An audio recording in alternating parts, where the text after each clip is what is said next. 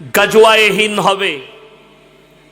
আমাদের দেশের কিছু हिंदू पंडितरा बोलছে ना, गजवाए हिंद होगा, हमारे देश के सरकार ने और हिंदू भाई लोग कुछ नेता है ये कह रहे हैं ये हिंदू राष्ट्र बनानी है।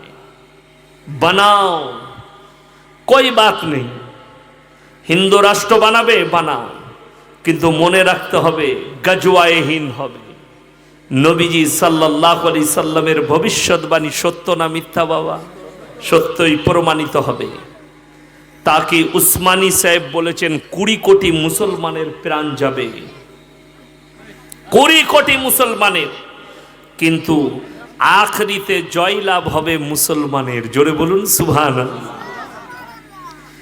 একটা জিনিস মাথায় রাখবেন, সবাই দিলে থেকে দিলেন, আপনি ইসলামের জন্য মারা যাবেন, আপনি কোরআনের জন্য মারা যাবেন, আপনার জন্য শহীদের মর্তবা রেডি থাকবে। জোরে বলুন সুবহানাল্লাহ।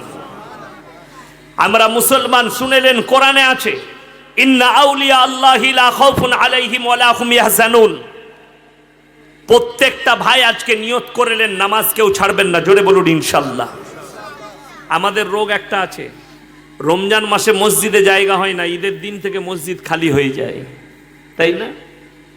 একজন দেখলাম ফেসবুকে দিয়েছে, এলান করছে, ভাই রমজান মাসে অনেক মুসল্লি ছিল আর ঈদের দিন থেকে মুসল্লিগুলো খুঁজে পাওয়া যাচ্ছে না, কারুর যদি সন্ধানে থাকে তাদেরকে দয়া করে মসজিদে পাঠাবেন। বড় কষ্ট লাগে, ঈদের দিন থেকে আর সেই মুসল্লিকে খুঁজে পাওয়া যাচ্ছে না। যেমন রমজান মাসে আমাদের মায়েদের একটা নেচার আছে, জিজ্ঞেস করুন তুই ক খতম করলি, বলে 4.5, তুই বলে 5, আর পুরো বছর বলে আর কোরআন পড়া লাগবে না, এরপর আলমারিতে ভরবে। হ্যাঁ, পুরো বছর আর কোরআন পড়া লাগবে না, খালি রমজান মাসে পড়বে না। বাড়িতে বরকতের জন্যে আপনাকে রোজ কোরআন পড়তে হবে। এক একটা হুরুফে 10টা করে নেকি আছে। জোরে বলুন সুবহানাল্লাহ। আপনাকে মানে বোঝা লাগবে না, আপনি 10টা করে নেকি পাবেন। যে পড়বে সেও 10টা নেকি, যে শুনবে সেও 10টা নেকি। বাড়িতে কোরআন পড়ুন, বরকত পাবেন। মায়েরা নামাজ ছাড়বেন না, নামাজ পড়ে যান। ভাইদিকে বলছি তোমরা নামাজ ছাড়ো না, নামাজ পড়ো। হে আমার যুবক, কবে মরে যাব জানি না, কেউ জানি না আমরা কবে চলে যাব। আমাদের যাবার সিরিয়ালটা কিন্তু লেখা নাই, কে কখন যাব।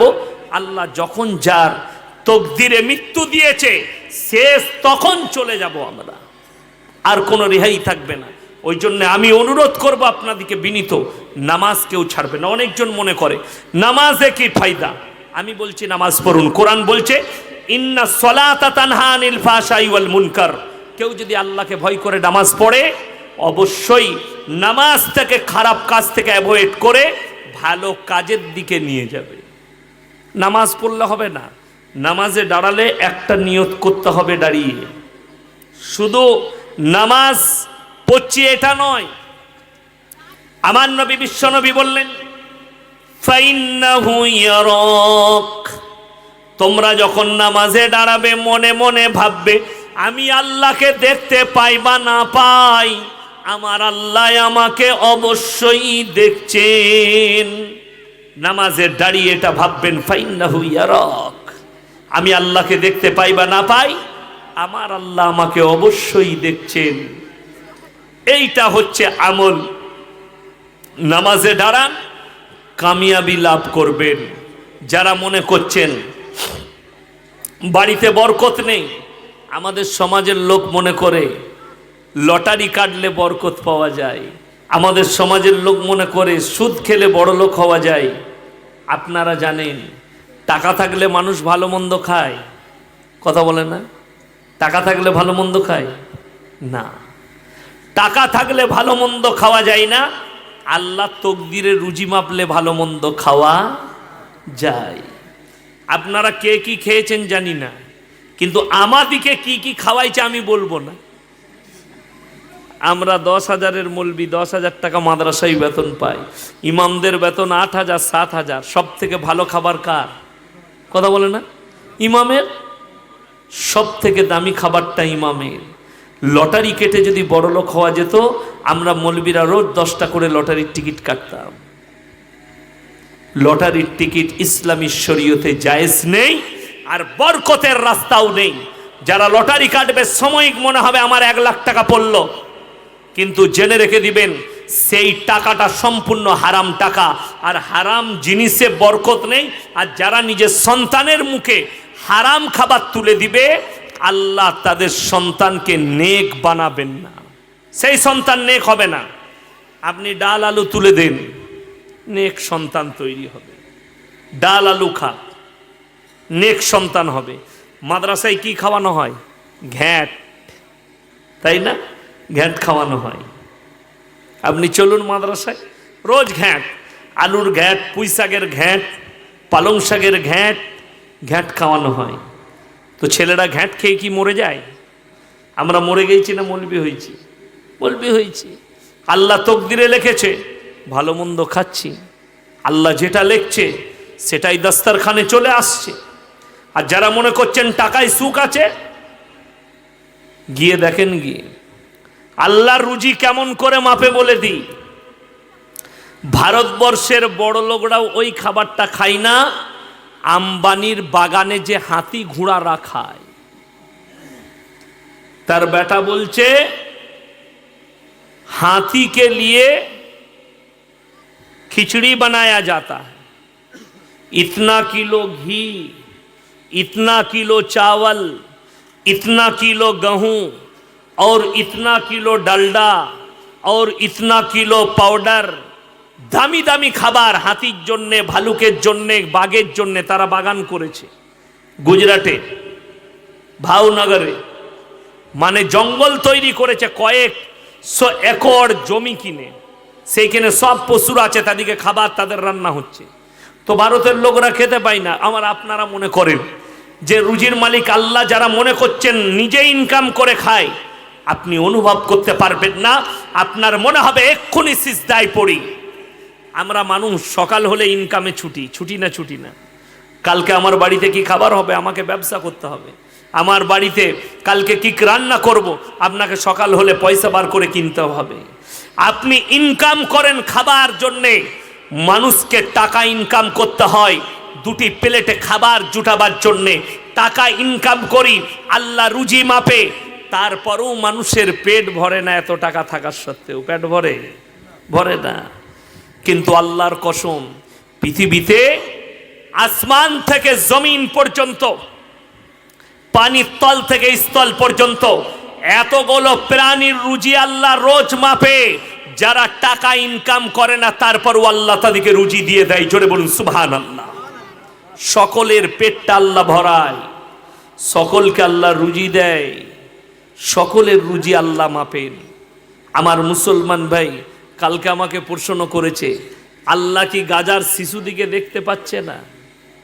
আমাদের দেশে বাচ্চা ছেলে পানিতে ডুবে মারা যায় না, যায় না? কথা বলেন, মারা যায়।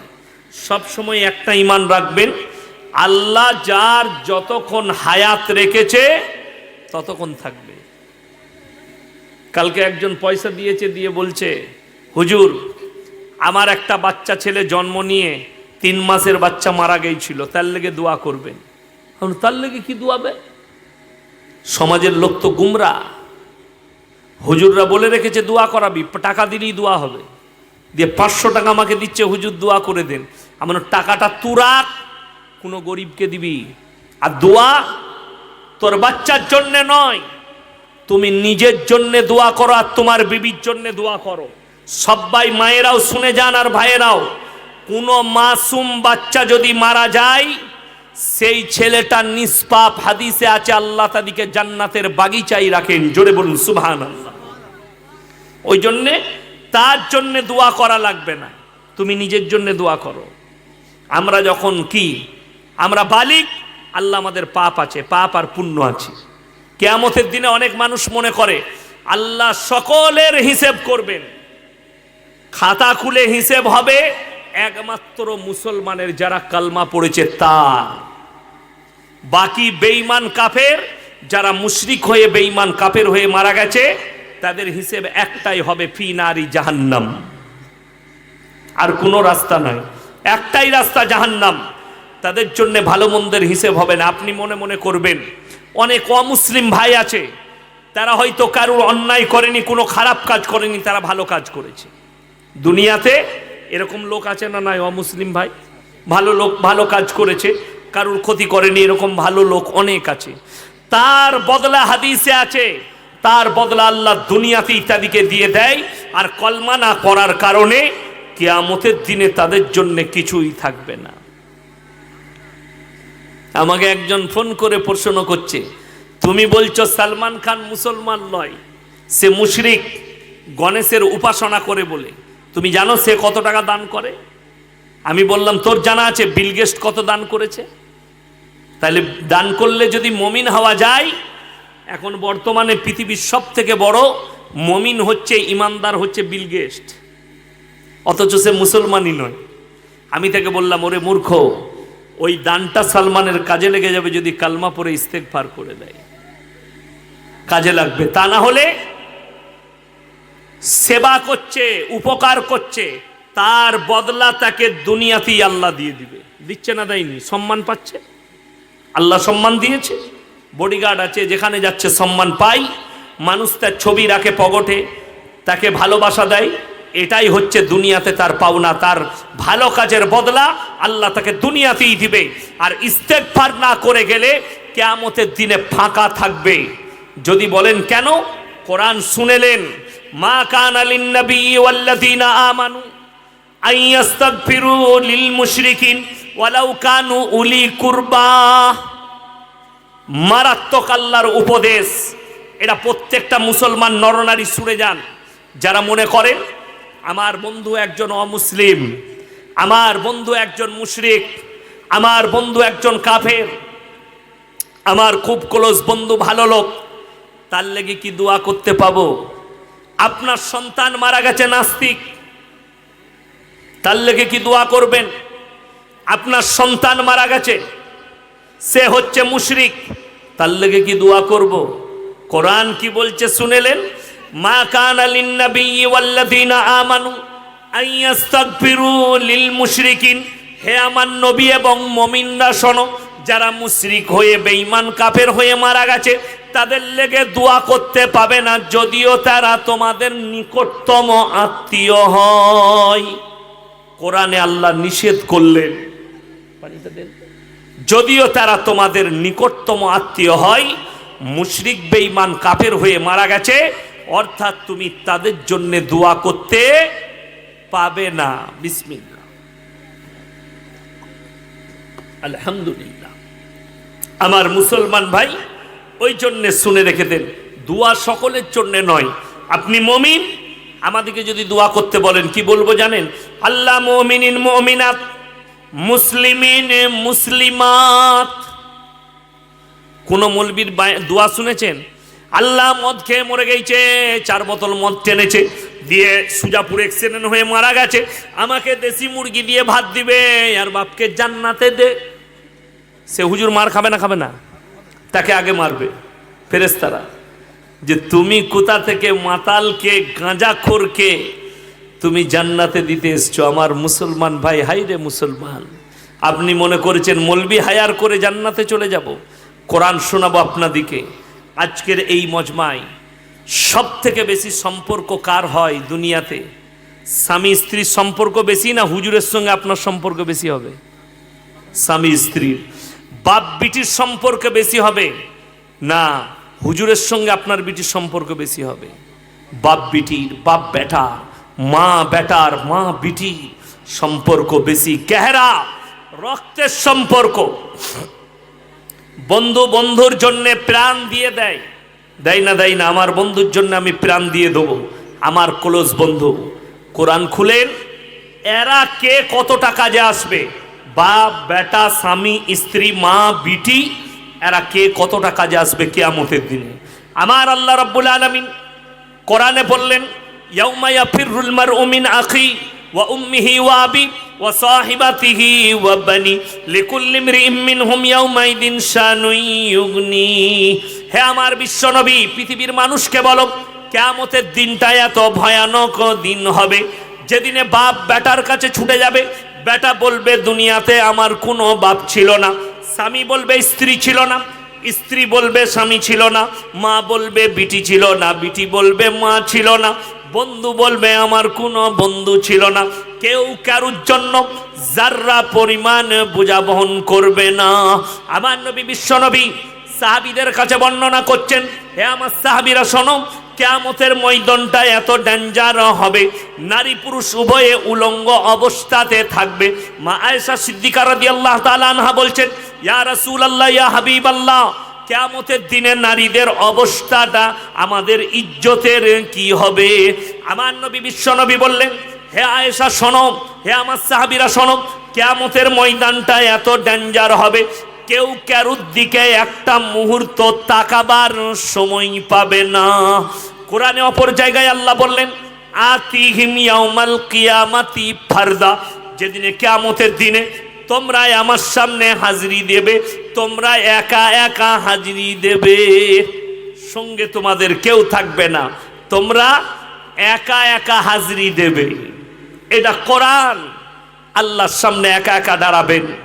কোরআনে অপর জায়গায় সূরা আরাফের প্রথম পৃষ্ঠায় আছে, ফালানাস আলান্নাল্লাযীনা উরসিলা ইলাইহিম ওয়ালানাস আলান্নাল মুরসালিন।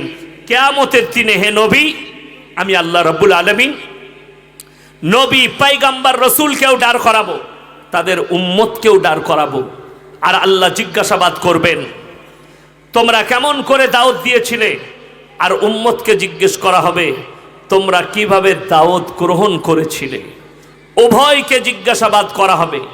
আপনি কি মনে করছেন হযরত আদম আলাইহিস সালাতু ওয়াস সালাম থেকে আখরি নবী কিয়ামতের দিন পর্যন্ত পৃথিবীর এতগুলো মানুষ আসবে, এদের জন্যে আল্লাহর কাছে বিচার করাটা কঠিন?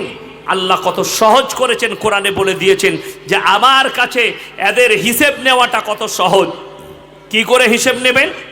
আল্লাহ কোরআনে বললেন, হে আমার নবী, কিয়ামতের দিনে মানুষের হিসেব নেওয়া হবে কেমন করে শোনো, আতিহিম ইয়াউমাল কিয়ামাতি ফারদা, একা একা আসবে। আর আল্লাহ কিয়ামতের দিনে ইকরা কিতাবাক কাফা বিনাফসিকাল ইয়াউমা আলাইকা হাসিবা। আমরা যারা সমাজে ঘুরছি, একটা কথা চিন্তা আজ থেকে মাথায় গেঁথে নেব সবাই, জোরে বলুন ইনশাল্লাহ। কি? কোরআনে আছে কিরামান কাতিবিনা ইয়ালামুনা মা তাফালু। আপনি পায়খানায় যান, রাস্তায় যান, বাজারে যান, জঙ্গলে লুকান, বন্ধুর সঙ্গে একা মুলাকাত করুন, আল্লাহর কসম দুজন ফেরেশতা আপনার কাছে নিযুক্ত করা হয়েছে। কিরামান কাতিবিন, কাতিব মানে হচ্ছে যারা টাইপ করে করে লেখে, তাদেরকে ইসলামে কোরআনে কাতিব বলা হয়েছে। যারা টাইপ করে করে লেখে থাকে তাদেরকে কাতিব বলে। তারা তোমাদের আমলগুলো, ভালো মন্দগুলো লিপিবদ্ধ করে রাখবে টাইপ করে করে। কোরআনে আছে ইকরা কিতাবাক। কিয়ামতের দিনে আমি তাদের হাতে তাদের আমল নামাটা দিয়ে দেবো। কাফা বিনাফসিকাল ইয়াউমা আলাইকা হাসিবা। হে পৃথিবীর নারী পুরুষ, তোমরা নিজের মুখে নিজের হিসেব শোনাও। কোন জায়গায় কোন পাপটা করেছো, কত সেকেন্ডে কত মিনিটে, কোন জায়গায় নেক কাজ করেছো, কার উপকার করেছো, নিজের মুখেতে তোমরা হাতে লাও আর পরে শোনাও। মান ইহতাদা ফাইন্নামা ইয়াহতাদি লিনাফসি। যারা হিদায়াত প্রাপ্ত হয়েছে তারাই কামিয়াব, তারা নিজের জন্যই হিদায়াত প্রাপ্ত হয়েছে।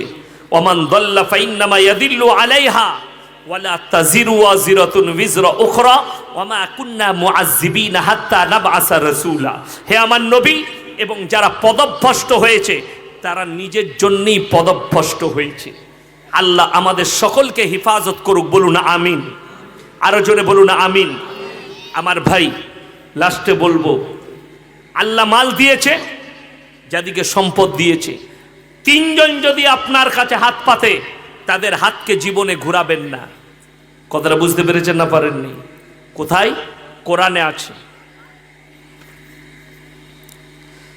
হুজুর, আপনার বন্ধু মোল্লা ইবাদুর রহমান সাহেব কিছুদিন আগে ফুরফুরার পীরজাদা সাউদ সিদ্দিকীকে কাফের ফতোয়া দিয়েছেন, এ বিষয়ে আপনার মতামত কি?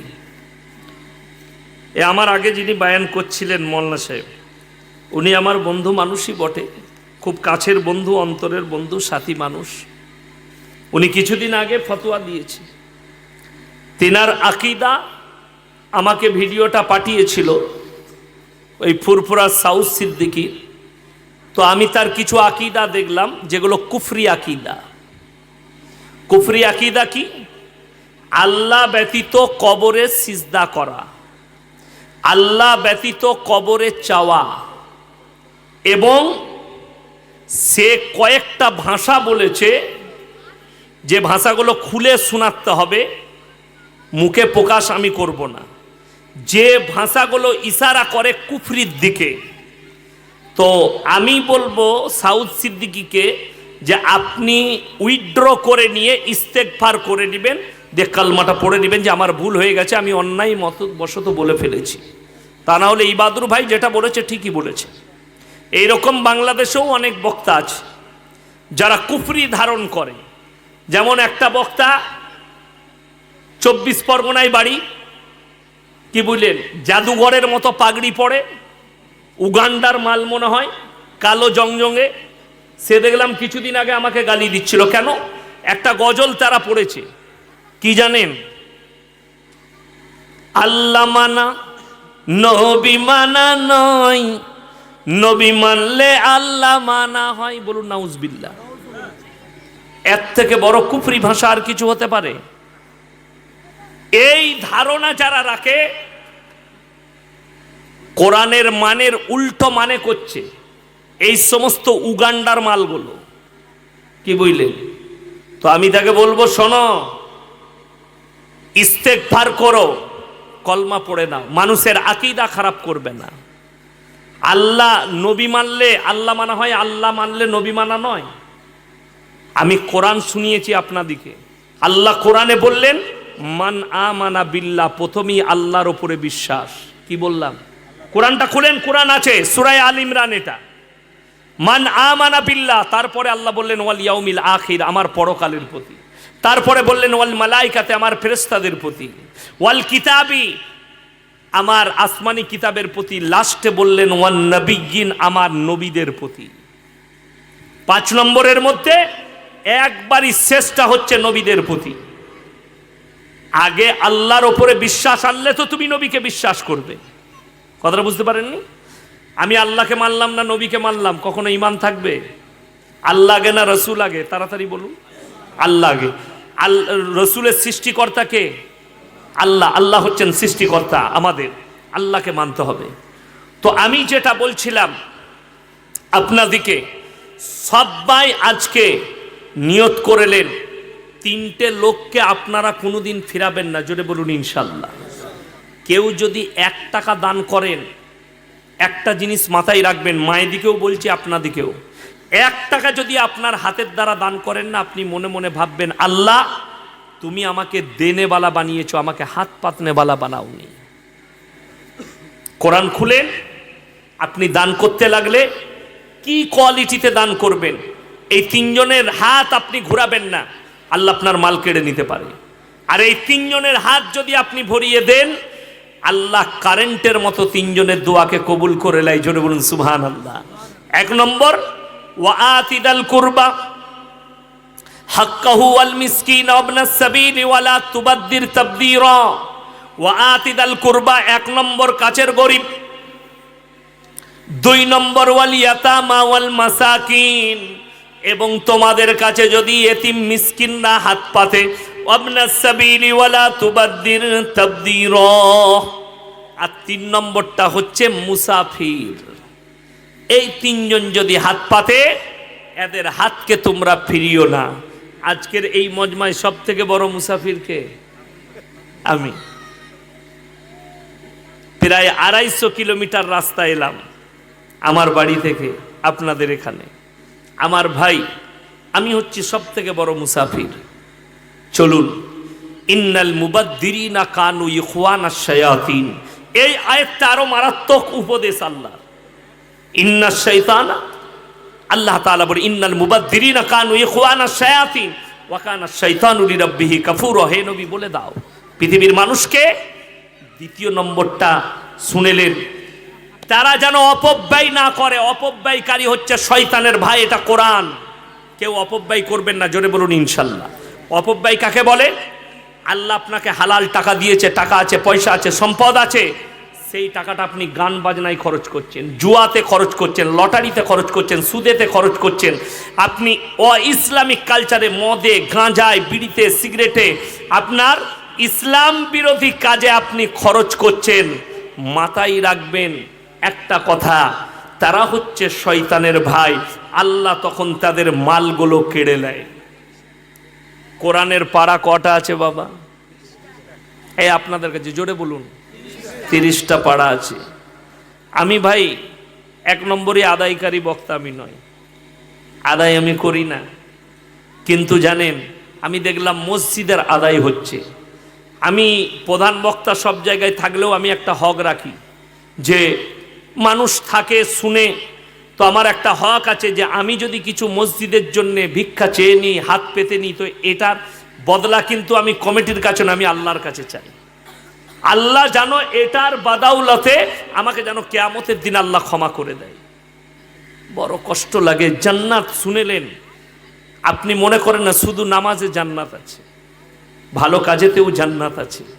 ওই জন্য আমার ভাই 30 জন ভাই তাড়াতাড়ি আসুন তো, 1000 করে টাকা আমার হাতে কে কে দিবেন? যদি না থাকে ফোন পেতে দেন, যদি ফোন পেতে না থাকে আপনারা কালকে পরশু তরশু 1 মাস পরে 2 মাস পরে দিবেন, মসজিদ কাজ হবে। 30 জন ভাই তাড়াতাড়ি উঠে আসুন, আমার সঙ্গে মুলাকাত করুন। 30 জন ভাই, নগদ টাকা থাকলে দেন, নাহলে পরে দিবেন। 30 জন আল্লাহর বান্দা। আচ্ছা 900 টাকা পরে দিবেন, মাশাআল্লাহ। 2 জন, 3 জন, মাশাআল্লাহ। তাড়াতাড়ি আসুন ভাই, 3 জন হয়েছে। আমি 30 জন, মায়েদের মধ্যে যদি থাকেন মাশাআল্লাহ। 4 জন হলো, এ ভাই তাড়াতাড়ি উঠে আসুন।